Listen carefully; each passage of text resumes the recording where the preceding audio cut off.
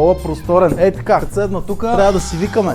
Конкуренцията действа, не спи. А ние сме по-добри. Сутрин си правя кафето, аз не пия кафе. Си гледам София. Да има евро на месец да ги давам, знаем. Валерка, къде сме, бе? Драгалевци. Ще покажем газарията на Драгалевци. Апартамент под наем за 1300 евро. Не е за всеки. Не всеки може да си го позволи. Но който може, ще видим дали ще му хареса. Много готин апартамент. Отиваме да снимаме газарски апартамент. Газарски, защото 1300 евро не всеки може да дава. И аз не мога да дам 1300 евро, много от вас също не могат. А и много могат. Аз сънувах Бойко Борисов тази вечер, да знаеш. Защото ти си Бойко Борисов.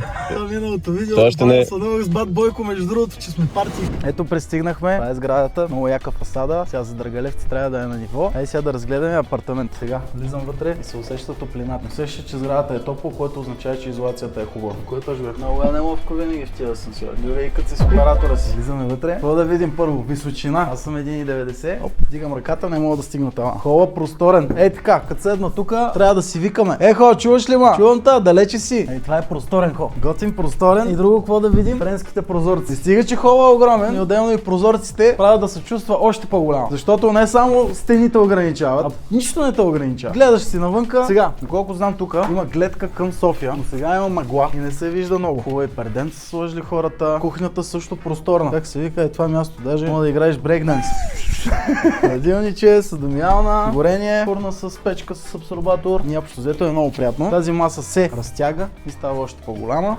Естествено дърво. Отоплението е климатик и газ, което означава, че е топло винаги. Тук изолацията е много добра. Няма да има толкова нужда от отопление. Отиваме към първата спалня, просторна, с балконче. Пънеш кой ще малко.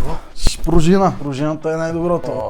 Пружината хора е много добра. Трябва човек за матраци, ще ви свържа. Мариан Никифоров. Виждаме мокрото помещение, където е газовото котле и една пералня, която има една отделна тоалетна за гости или примерно някой като е в едната, другия да е в другата. И тук имаме още една баня с тоалетна. Стигаме и до втората спалня, която е осезаемо по-голяма. Има излъз към същия балкон и френските прозорци. Светлина и красота. Жилището е изчистено, скандинавски стил, без прекалени натрупени неща, за да има повече място за вещи и да се чувства повече като дом. Тук има още един балкон. Като бях малък, това ми беше любимо да си легна на килимчето и много често заспивах. Долу грее по-долното отопление. Ама сега тук като този апартамент трябва да го отдаваме под наем. Агенцията вече се подписва договор. Конкуренцията действа, не спи. Ама ние сме по-добри. Тук правим някакви видеа. По-бързо вършим работа. Тук си представям. Сутрин си правя кафето, аз не пия кафе.